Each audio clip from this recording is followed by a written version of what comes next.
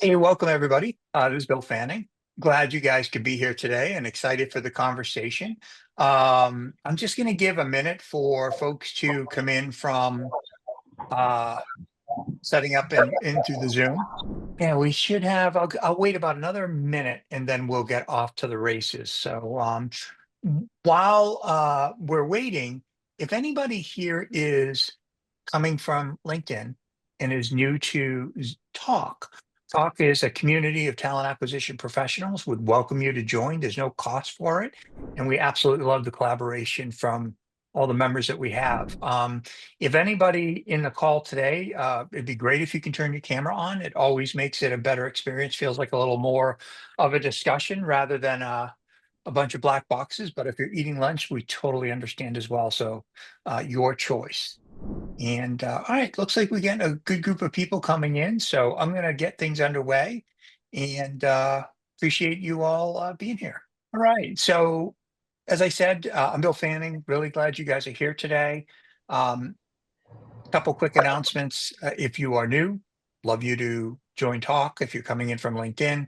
If you're a new member of Talk, I'd encourage you to explore it and look at the forums and the events. There's a lot of great opportunity to connect and network in there and learn from our peers. So encourage you to explore a little bit and learn more about the platform.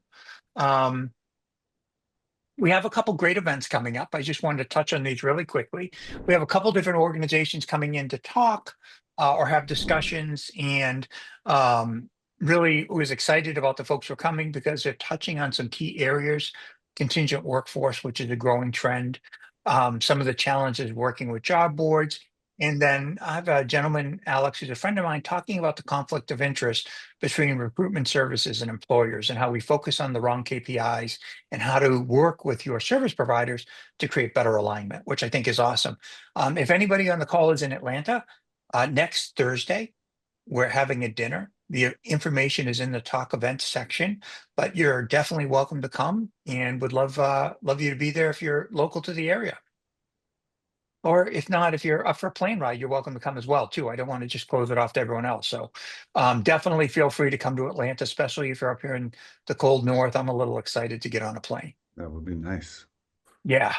Um, Talent Sphere is coming. I'm not going to spend a lot of time on this, but we've got a lot of awesome people signing up to speak and be there. It's in June. So there's information online. There's information within Talk. So please check it out. If you have any questions, let me know. I'd love for you guys to be there. And finally, wanted to introduce Sam. So I'm not going to put a time frame on it because it makes us sound old, but I've known Sam for a while and really excited that he's here with us today. And one of the things that I asked him to come participate with us is in, and let me just stop sharing so we can just look at each other. There we go. Um, in one of the chat forums, I had noticed some folks talking about some of the challenges with apply rates and the visits of people reaching or uh, visiting our career pages, our job postings, and the lack of applies. And I think that's a challenge that many of us are probably dealing with. And definitely thought it'd be a great discussion to have Sam and Michaela, who is part of Dalia as well, to join us and be here and kind of have a conversation around it. So the first thing I wanted to do is only because I figured out how to do this now and I can make it very easy, is I had a quick poll that I wanted to share with everybody just to kind of set the stage on where to focus. So it's really simple. It's what do you believe the top reasons of why candidates visit your career site but don't start an application? So I'm going to throw that up. If there's an issue that you're experiencing that you don't feel is on this list, just throw it in chat. But if you could take a minute and vote, that would be great because getting that feedback would be super helpful. All right, I am going to end the poll uh, and see Jansky. I think that's um, a great feedback that the application process can be way too complicated. I'm not going to throw out Oracle's name as the leader in that category, but I've definitely had a couple challenging application processes experiences within Oracle and Taleo. All right, I am going to end the poll and I'm going to share the results. So hopefully everyone can see that, but really interesting. About half of us, a little under half of us, think it's just window shopping. Uh, can't find a relevant job match is a great outcome. Poor mobile experience. I definitely can appreciate that. Uh, and the content that gets them interested in finding the category. So, Sam, I'd love to get your thoughts on this and see what you think. Yeah. Um, I mean, if it were me, I didn't participate, but I would have just done the just window shopping as an answer. So it sounds like most people are in agreement there. I think that there's like so much drop off on career sites, and it's not just with talent acquisition, it's like e-commerce too. Drop off is just normal. And I think we all forget that that's just kind of normal behavior. People are just early, they are just researching. Not everyone is there to transact or like share information or apply. And so I think we all get worried when conversion rates are like really low, but we have to take into account just this natural behavior. It takes time to warm up, get interested enough to want to submit an application to a company. So some of this is normal. And like we see that in the research that we do for big companies that there's a lot of repeat visitors. People will come back and visit a bunch of times before they do anything at all, before they share any information, let alone apply to a job. So I think it's pretty normal. And we see that people just like to feel it out, especially if they're on their phones. Yeah, I So think for me, I was fortunate in one of my roles in talent acquisition to work for a recruitment distribution platform, and we got to see for literally thousands of companies where applications stopped and by role, by ATS system, and the number one driver was mobile, a poor mobile experience. Because and I think that issue probably has only accelerated as we've gone forward. So definitely see that. Elisa put a great comment in there that pay might be a turnoff or a lack of salary information. Definitely could be a red flag as well. Especially as you're looking at jobs. I don't know if this is an issue that tracks Sam, but the mhm. geographical disparity of where positions are and the pay Yeah, rates and people starting to look at things from other locations, walking in from New York and looking at a job potentially in Omaha, Nebraska, that your brain might have a hard time putting those numbers together. So, the other yep. question I have is remote and hybrid. And I'm wondering if you guys ever look at the performance of that. And I'm asking that because that's been an interesting topic that I've watched in being discussed in a couple different forums around how jobs perform when that's on them versus when it's not. Yeah. I mean, I think it all depends on like how those jobs then get distributed and promoted with that kind of a location on them. And that like uh, has a lot to do with how much interest you'll get. But for in our world, like we're helping large brands who have like actual locations or it's remote, right? Just like get more of their visitors to convert on those jobs. And when there's a remote location, what we do is get those jobs more exposure because they're open to people working across, and we're in the US, like across the US. So that means the location can be everywhere for the most part. So Mhm. we use that to get them more exposure. I think some other platforms might use the word remote to maybe limit the exposure, but it's all about like how your partners are using that as a location to line up with what you want. Do you want everyone applying? Do you want more people because it's remote? Generally, that's the idea. So I think it's about like making sure it's listed really clearly in the job. I think location, obviously, but also pay, as mentioned, is super important to have listed in results. So if you have a career site and you're listing the title, you're listing the location, the key things, also like put pay right in there as a byline. Yeah, That'll drive up engagement, get more clicks, etc. sure. We've seen that. Awesome. Yeah.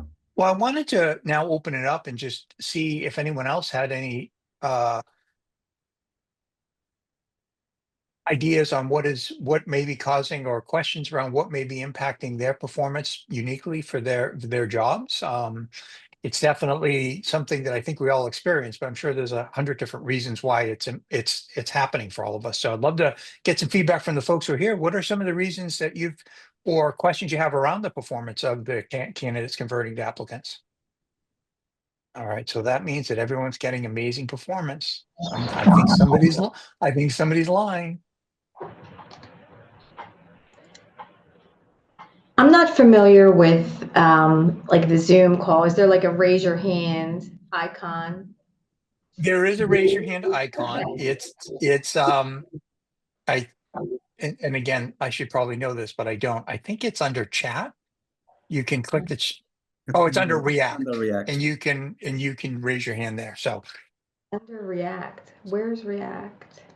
it should be in the menu in the bottom of the Zoom area, but Oh, reactions. Okay, I see. yeah, there you go. Okay, well, I'll raise my hand. Awesome. Well, Marie, you went first, and we'll talk to you first, and then we'll get to Rebecca.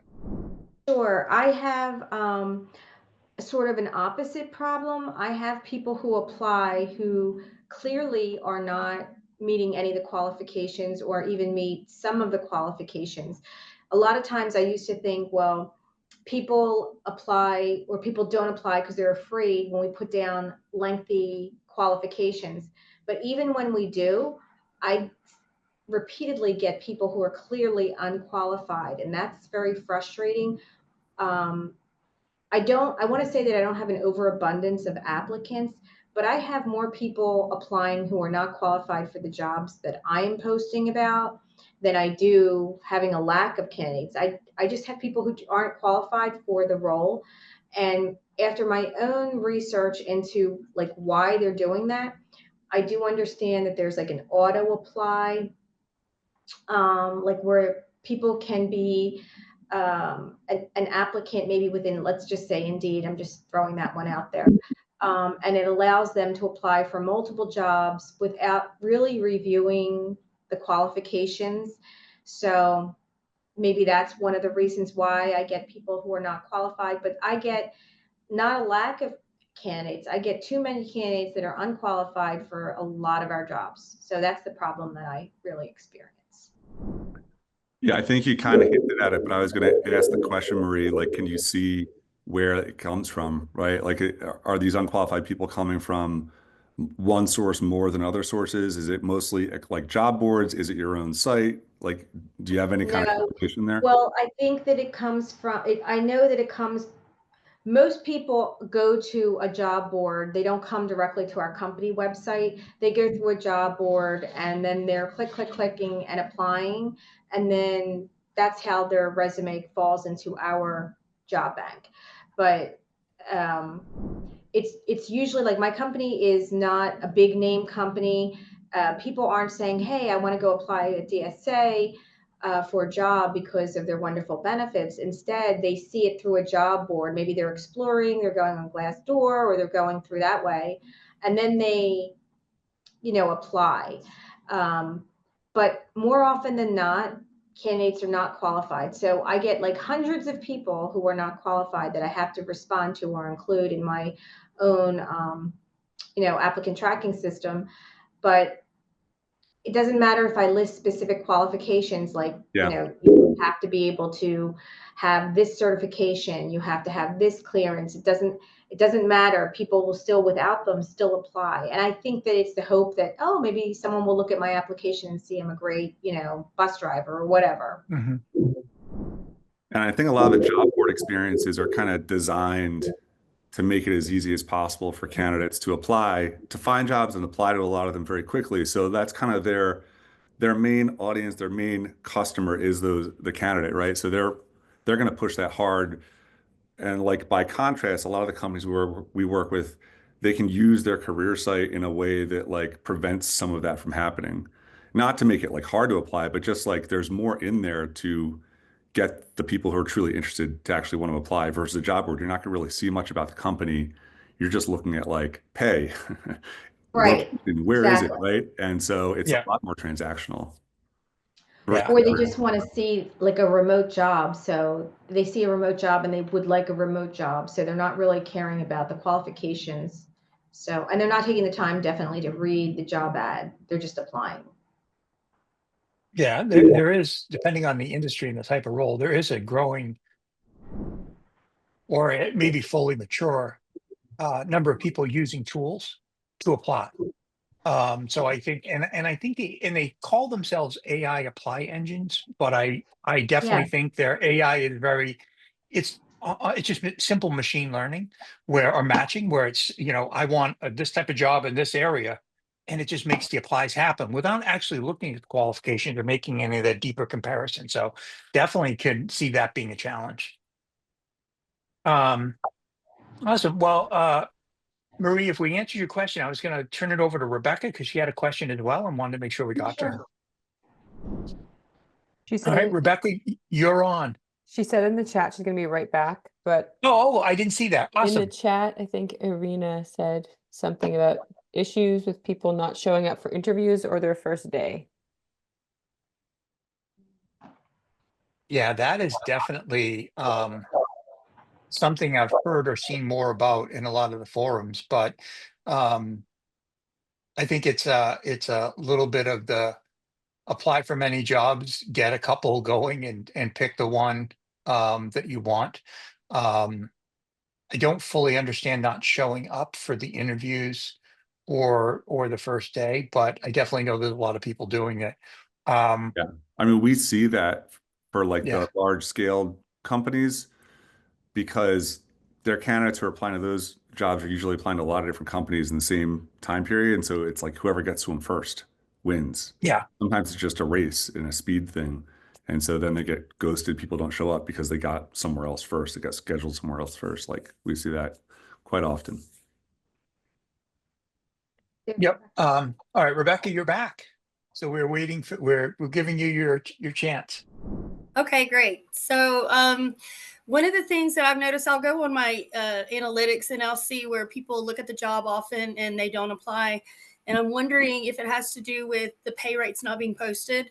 And we've gone back and forth with having the pay rates posted because these are like CNA positions, LPN positions, and RNs. And so there's specific ranges they should be in.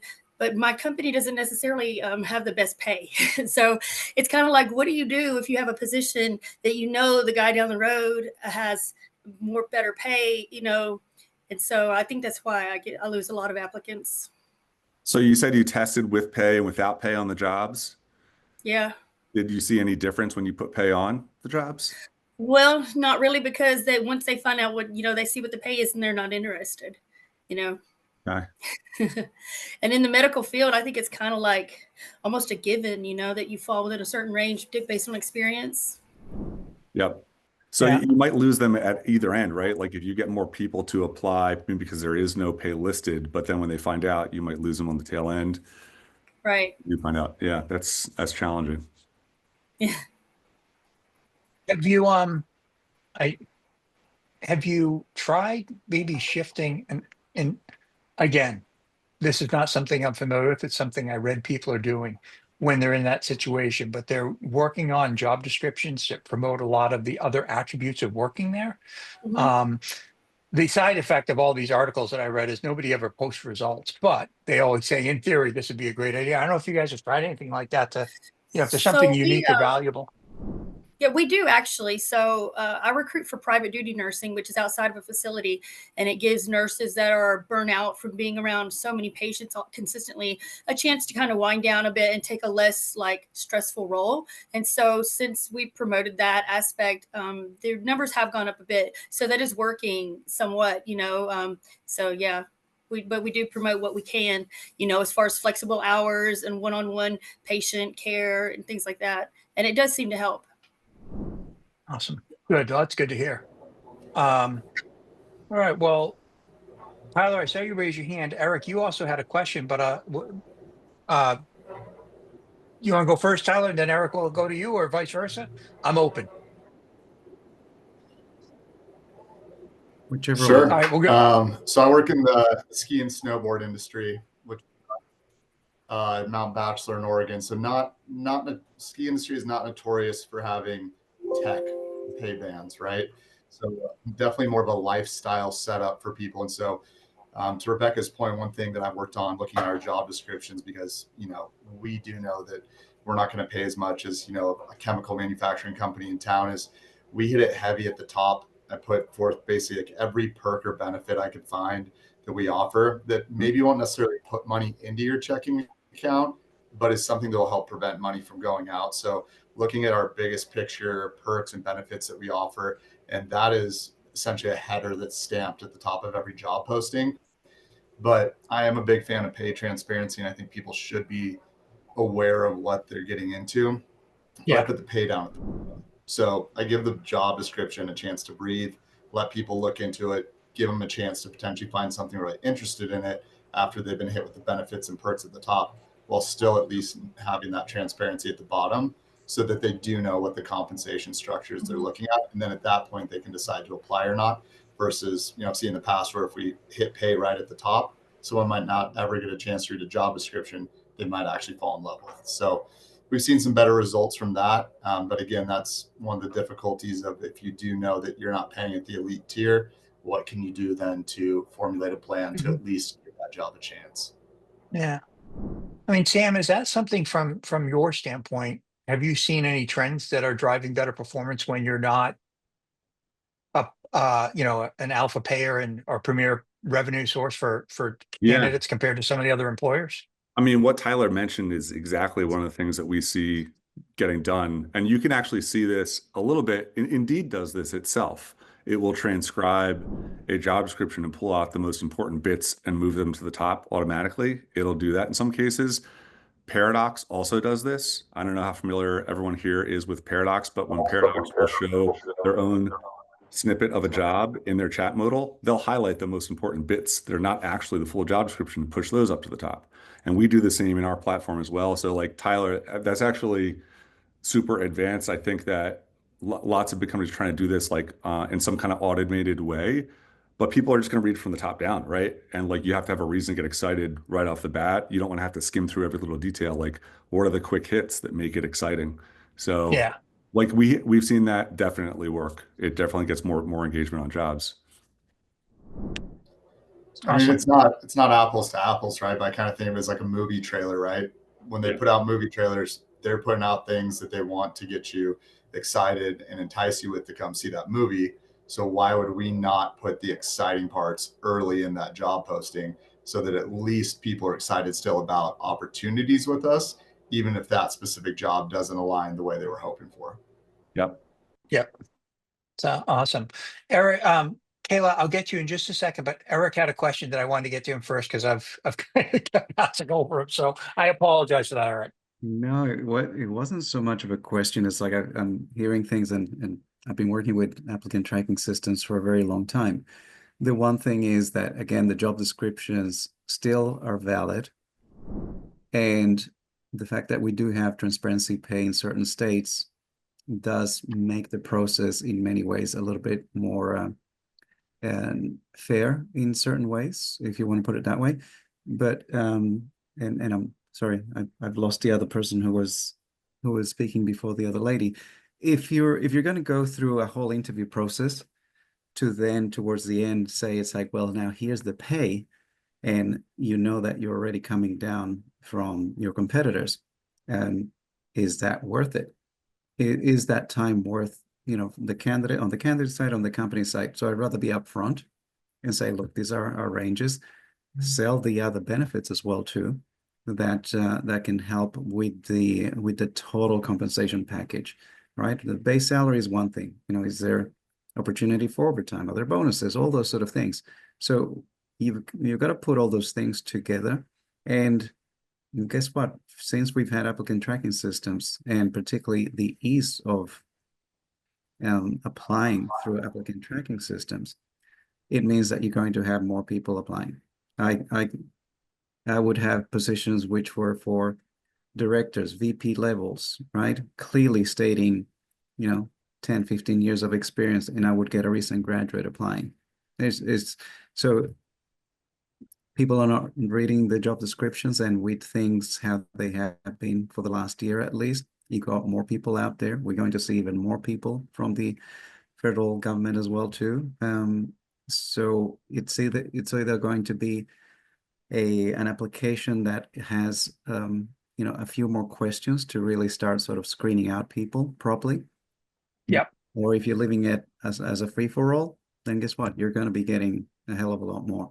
And sometimes be reading the job description. I read the job description. I want to make sure that it's like I'm hitting most of the points, but not many people are doing that. No, I think you are definitely in the minority when it comes to fully reading job descriptions. It's So what I it's do. yeah. Awesome. Well, yeah, I think that's great insight. And Matthew, I think you're 100% right. The candidates don't read the job descriptions; they just read the first few sentences. Um, I honestly, I think some of them just scan and look for a couple keywords like, location, pay. Um, I typically look at qualification requirements, but I don't think everybody has that level of specificity as I do. Like I need to see, I don't want to waste my time. Um, Although I'm probably not going to hear back anyways, but if I was going to apply for a job, I'd at least like to validate I qualified. So awesome. Well, thank you, Eric. Kayla, I'm going to shift over to you. I'd love to hear your thoughts. Thank you. I'm curious if anybody has ever tried a specific approach, because I'm not really allowed to, within my organization, which is to have a sentence that's just kind of very blunt up front. Like, so I work in healthcare. If your goal is to be the highest paid nurse in our location, this isn't the job for you. Like something very bold that our pay is competitive, but our goal isn't to be at the top, the king of the hill, so to speak. But if you want XYZ, then this is what we can offer, and just lead with something really bold like that right out the gate. I think a lot of companies are probably a little bit more conservative on it, but I'm looking at chat, Wendy, and I would love to hear more, because honestly, for me, I'd be like, okay, tell me more. Tell me more. Because honestly, in most jobs, how many companies' goal is to always be the highest paid place? How do you stay in business when your goal is to always be at the top of the market? So I want to talk to people whose goals and interests are more aligned with what they want to do and not just the paycheck. Now, if you're entry level worker, that's a different equation than professional level position. So I will qualify that. Because if you're cleaning, it doesn't really matter. You don't have a mission, right? If you're a housekeeper, if you're, front desk worker, then paycheck is prime. But if you're a critical care nurse, do you do that just for the money, or do you do that because you want to take care of patients? So I don't know. Has anybody ever attempted a strategy like that?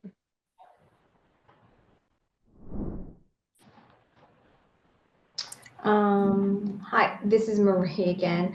I'm not in healthcare, so I've never tried that strategy, but I have been very bold with some of our job advertisements. I'm a defense contractor, and all requiring Department of Defense clearances, which all require U.S. citizenship. So I have tried to put a bold statement at the front of our job description saying U.S. citizens only, and it doesn't turn anyone off. They still apply. So I'm just saying that, and there's nothing wrong or illegal about me saying that, because the number one requirement is the clearance. But for me, so I have put those statements out there, but it doesn't make a difference if I put that statement out there. I'll still get someone saying, I'm a green card holder, green card holder. Can you sponsor me for a clearance? So it doesn't really work, is my point. Again, not apples to apples, but that's just my experience. Yeah, no, I think that's interesting. I've definitely worked with security clearance roles in the past and saw a number of like a very, very detailed job description from BAE or somebody like that, and then people applying and in their cover letter talking about how quickly we could get them approved, or they used to have a top secret clearance. And it's like, well, Right. while that's great, what the role was specifically this, and that goes back to the qualification. So I definitely have seen people kind of jump over that quite a bit. Has anyone here used qualifications like upfront before people apply in order to like get them the right job recommendations or prevent them from seeing certain jobs? Mhm. Like using their talent communities or talent networks to like understand who the person is a little bit more, so that then they can make sure they see the right jobs where they could be a fit. Is anyone doing that at any scale? So I did it. pre-application. Oh, sorry. Go ahead. I don't know who that was. Sorry, that Okay, was so me. go ahead, please, Kayla. I I'm was sorry. just clarifying, is that pre-application screening? Yeah. Or, yeah, we haven't. It would be nice. So I did before I've recruited in a lot of different areas. And one time I was recruiting for they had to drive like prisoners, so they had to have CDLs and they had to be able to go into federal prisons and things like that. And so I would put on the application, you know, must be able to pass these type of background screenings, and that did help some with of course you couldn't ask them anything really about it, you know, but you could put on there, you know, that you would have to be able to pass these types, and that would deter some people from applying based on qualification. Got it. Makes sense. Yeah. Yeah. Tyler and Eric, you guys have your hands up again. So Tyler, I think you were first, and then we'll go right over to Eric, or however you guys want to do it. All right. So I've never used like an aggressively bold statement, kind of like you were talking about, but a couple things I've heard. So one thing, if you know there's for sure knockout qualifications. So I often saw this with shift when I was recruiting for manufacturing. It'd be immediately top, bold, italic, must be willing to work, you know, third shift hours, like before anything else in the job description. But to the point of kind of that bold statement, I don't know if I'd go to the I guess the side where it's like, if money's your number one, this isn't what we're about, but something more like, what is your passion? XYZ. Our passion here is boom, boom, boom. This is who will want this role. You know, something that maybe is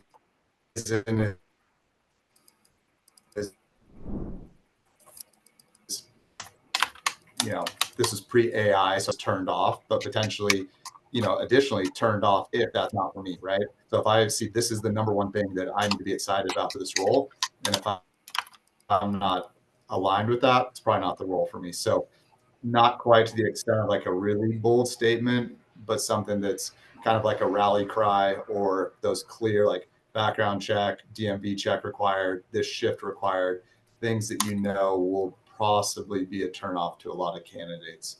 Those would be a few things I've highlighted in the past. No, definitely. Eric, what are your thoughts? And actually, I was curious, Marie, what applicant tracking system are you using? Greenhouse. Greenhouse, okay. And I've heard a few things of what you were saying, and there's probably a little bit more things that you can do to the application process without making it jump through so many hoops that can help out, and then that can filter. But it's the more I'm hearing, it's like it seems, you know, the applicant tracking system, I mean, the application process, you can do certain things to help. And obviously, if you go way too conservative, then you're losing out on people. But at the same time, if you just leave it so open, it's like, yes, you're always going to be getting hundreds of people applying because you're making it so easy. That's why I don't like sort of having the free for all, like a Glassdoor easy apply or something to that effect, because you are missing out on gathering important information, and it could be. Yeah, we have turned off easy apply, but it doesn't stop people from, you know, still applying. But through those websites like Glassdoor, Indeed, Monster, Career Builder, we have turned off easy apply ability. But I still get people. I still get people who meet minimal qualifications, but they don't meet all of them. So, you know, it's a matter of screening the resume.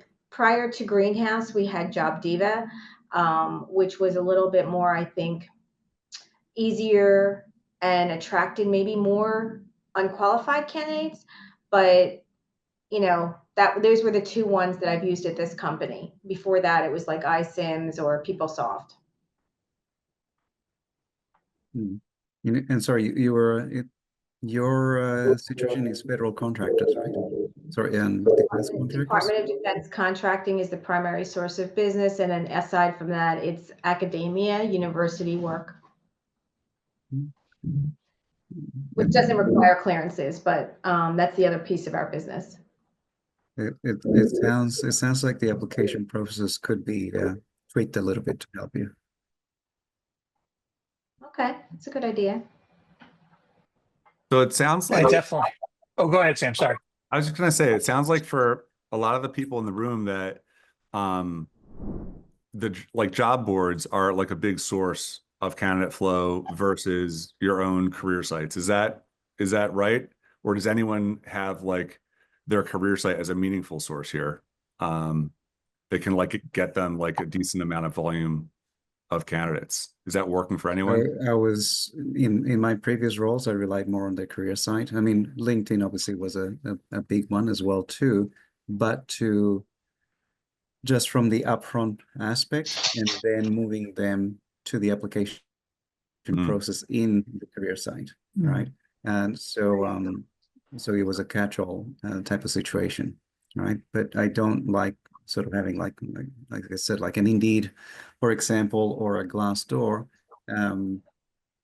because they can't collect the information that I need. So then I can't use the filters and other information, or even the application itself, where I might have, you know, a couple of key questions that can help me, you know, filter out who's really got the skills. And again, they could turn around and say yes to something, and then when you speak to them, it's no, but it's less likely for that to happen.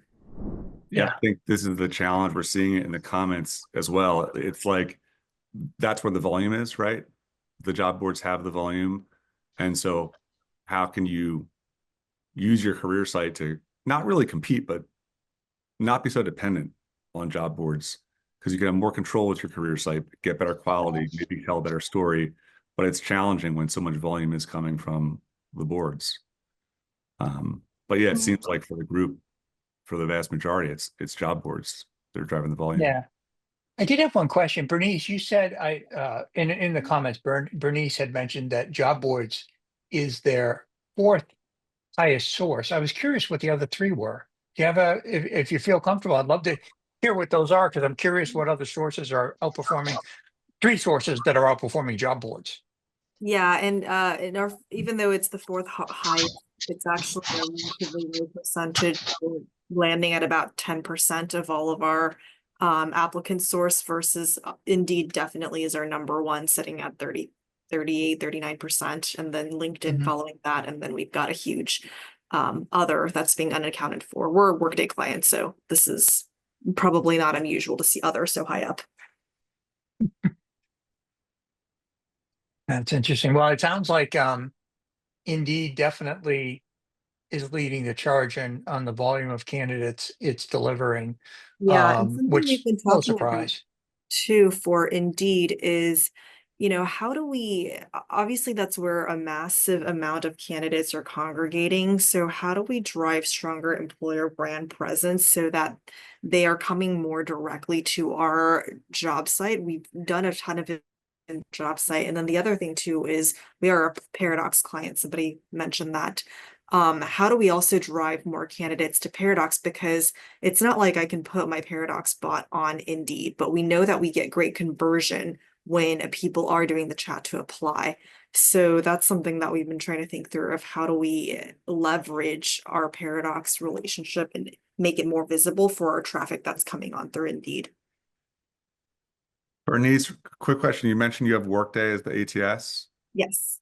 And then you have Paradox on for like the pre-apply piece, like on your career site. Yes.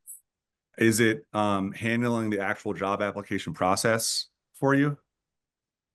Are you talking about Paradox or our career site? Paradox. Yes. Yeah. So we do have chat to apply, text to apply enabled for Paradox. So we are capturing a good amount of applicants for Paradox. We're only enabled for our US part of the business. And unfortunately, my metrics right now just show global. So it's not sitting at a very high percentage, but really Paradox is driving a lot of our hourly role conversions. We're in the distribution retail space. Nice. Okay, great. And then into like, how do you get more people to the career site, right? To engage through that experience. Right. We have a lot of customers, same exact challenge, right? And a lot of them are using Paradox as well. And it's hard. I mean, Indeed it's a beast, right? That's where everyone is. But the more you invest in a good career site that is high converting and has high time on site, then you're going to start to rank higher organically in Google. You might already be aware of this and working on this, but we have seen that as long as you have a good experience on the career site, because Google will track time on site, how many pages people look at, is there enough depth of content? And if those things are going in the right direction, you will rank better organically. You'll start to come up in more branded search. So those things can help a lot by just having a better experience on the career site itself. But it sounds like you still don't have enough direct traffic to the career site, or not as much as you want. Is that right? Yeah, and I think that's what I'm kind of curious about is what is everybody's conversion rate from career sites, are also like what are your content page visits and view and time on page. I would love to know, you know, if anybody's willing to share what those metrics look like for you, because I'm just trying to get a good sense of what we can benchmark ourselves against and how we can start to improve on those metrics. That can be hard to measure. Is anyone able to measure that on their own career sites? I can measure it. I don't have those stats right now, but I'm willing to share it and, you know, send it back, and then maybe you all could just distribute it. But I'm actually talking right now with my administrator to see if I can get stat numbers, but I can share them. I just don't have them right now. That'd be great. So, well, you guys can definitely connect after the session. I think Savannah asked a really interesting question that I just wanted to bring up topically, because it's one of the things that I think is becoming more and more of a trend, or should be, maybe because so many people spend hours a day on social media. So the question was, what are some suggestions to drive people to career sites when job boards are so convenient? Kayla had a great observation that they're using social media and email campaigns, but I'm curious what, I don't know, Sam or anyone here, what are some of the ways that we can start to supplement candidate engagement outside of job boards that are working effectively? Social media to me is the most logical one, but I'm curious what other things might be working for us. I'm happy to share like what I've seen across some of our customers in terms of quality, like conversion of application to hire, which is Google SEM. So we routinely, as like part of the way that we work with companies, we analyze their ATS source data and like show conversion all the way through the funnel by source, by advertising channel, et cetera. And consistently in all different industries, we see that Google search engine marketing, paid ads, is one of the highest converting applicant to hire channels there is. So it is expensive, but on a cost per hire basis, it's one of the best ROI channels. So most of the companies we work with will spend money on Indeed and other job boards, and then they'll invest in Google SEM and social. But we see Google SEM just performs incredibly strong on a conversion of app to hire. So that's So something. are you saying, Sam, I'm sorry, are you saying that the Google SEM, are you paying by clicks, just like you do for like an Indeed applicant? Yep, for the most part. There's other ways to pay, but for the most part, it's pay per click. And you can drive that traffic directly back to your career site. Question for you, Sam, in general terms. When you look at the dollar amount needed to be effective on Google SEM versus job board, is it a comparable budget? Is it 2x, 3x? I mean, I get it's driving ROI, so Yeah, that's mission critical. It's But a I'm great, always, yeah, it's a good question, Bill, because you do need some scale to compete on Google SEM. Whereas with Indeed, there's a very low barrier to entry. Like you can spend any amount of money and start getting results. But with Google SEM, it's highly competitive. So you do need to invest like a certain amount to like start getting results from it. So that is true. So I think a lot of the large Fortune 1000, probably, even like top, 10,000, I don't know how many, but like a lot of companies will compete in Google SEM to drive the prices up. So you do need significant budget to start getting results. But once you have that, the ROI is incredibly strong. sure. It makes a lot of sense. Tanya, that's a great example that video content is really interesting to, I think people are, I forget the stats, but I think the difference between text and video engagement and consumption and retention of data is much higher. So from a brand building standpoint, I think that's fascinating. Arena, know thank you that for, when- oh, go ahead. Sorry. Oh, I was going to say that I know that when I produced or when I did videos, and I just did videos from my phone, right? Talking about our benefits, talking about what it's like to work at DSA, and that's the name of my company. We had the most visits to our homepage and to our career page. I never checked, and this was like 2 years ago, I never checked the conversion rate on clicks or anything like that. But there was such a huge spike. IT asked what we were doing differently. And on LinkedIn, I had posted all these videos about, our benefits, and this is what our benefits are. And they were just me having the discussion, but it did drive people to go look at our website to see, what we were all about. Sure. I think that's a very realistic use of video that shows the impact, and I think more and more people are getting focused in that area because social media is such a channel to communicate with people today. Kayla, that's really interesting on your stats from Recruitics.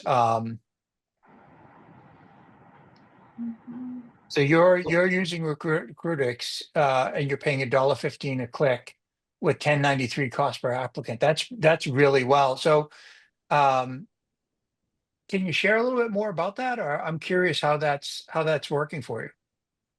Well, I know how it's working for you, but yeah, it is working. And to be fair, I'm not the data expert in this particular corner. When we first started using them, it was a bit of sticker shock to go from, kind of more traditional challenges or channels to something that's really broad spectrum. But I mean, we definitely saw a boost in volume depending on the area of its, clinical versus admin. Some areas perform better than others. As you can imagine, when you start looking at physicians or whatnot, your cost jumps up to, $50, $75, $100 per applicant. So it's been interesting. I have my spreadsheet pulled up right now. I'm kind of reading through, trying to see. It's the month of December, so it's a little bit lower than usual, but I mean, we get about 10,000 clicks a month to our general job board. And I think for that month, it was, 10,000. We have some months where we spend 15. I think it's capped and we adjust our strategies as well. And, which jobs do we want to sponsor? There's usually a top 10 that we really focus heavily on trying to put dollars behind, but I don't know that really helps that much. I just thought it was really interesting digging through the information because I didn't have a pulse for what is normal. mm-hmm. So hearing, 1093 is a good number, that's helpful to hear because on the surface, I'm like, God, $11 every time someone submits an application. Because my recruiters in high volume are always talking about how few people are either qualified or a good fit. So that can be frustrating. Yeah. I mean, we see those costs are wildly different if you're getting a 1093 application on your own career site versus a 1093 application from an Indeed quick apply. Vast difference. Right. Is this 1093 like people actually applying to your career site? Yeah. That's Our great. quick applies are totally separate. Yeah, this seems like a really strong ROI. And then are you measuring this all the way through to the hire, like what the conversion to hire is on this spend? I don't know if we get it. We have some stats. What's hard is like we have different systems that don't always communicate with each other very well. Yeah. So I'm not sure how we translate it to hire right now, but I mean, it's an improvement from where we've been. And to be fair, healthcare is just a weird industry to try to recruit in overall. There's a lot of challenges with certain clinical roles. Yeah. Yeah, I watched my wife go through the healthcare recruiting process a couple times, and and being somebody who watches TA, and she still surprises and stumps me at some of the things that happen. Oh, really? I love Yeah. hearing those stories because then I can tell my recruiters what not to do. I tend to be, if you haven't noticed, a little more blunt. So my strategies aren't always the best to implement, but I like to ask the questions of, what are you doing? Is this the right approach? Is there a different way to think about it? So, My wife's biggest complaint, just to share with you, yeah, is, and I think this is also the same for technical resources, it really frustrates her to get on the phone with a recruiter to have an in-depth conversation when the recruiter is not a healthcare practitioner themselves. 100%. Yeah, She said that that's one of her biggest turnoffs. She doesn't even want, I think she's actually ended calls early yeah. last year when because it's just, it was a pointless discussion. She was trying to share content about her background and her skill set that was Mhm. obviously just going right over that person's head. Yeah. That's fair enough. And we only have a couple of clinical people on our staff, but it does go to show, like, we have some who are fantastic, even though they aren't clinical, because they've taken the time to learn the area. Mhm. And again, depending on the level of expertise needed, if I'm talking to a critical care nurse, I need to understand the patient population, right? So it's another data point for me to take back to the team and say, this is why you need to ask a lot of questions. Yeah. Well, so we've got, I love the conversation, but I just want to be conscious of time. We have about 5 minutes left, and we've had some really great conversations. So I wanted to give Sam just a minute to share some background on him because he's a phenomenal resource, and I'm really grateful he's doing this. But he's got a couple of things that could help us from this call. Sam, I don't know if you want to spend a couple seconds to talk about it, but I was great. I'm excited you were able to do this for the team and share kind of some ideas you had. Yeah, I mean, thanks, Bill. What a nice compliment. And we do go way back. It's 15 years. Is that the number? It's a long time. Yeah, It's a I long stay time. away from those numbers. Yeah, it's like about when the headshot was taken that you put on the first slide. Yeah. Yeah. So one of the things I think could be really helpful, we do career site and ATS data audits as just like a way to help companies make sense of the data in their systems that can be hard to make sense of. Like if the source tracking is broken or not set up correctly across all the job boards or their own career site, we help analyze that and get the tracking set up so you can measure things really accurately. And we also help companies who are working with agencies because sometimes it's just not quite there yet.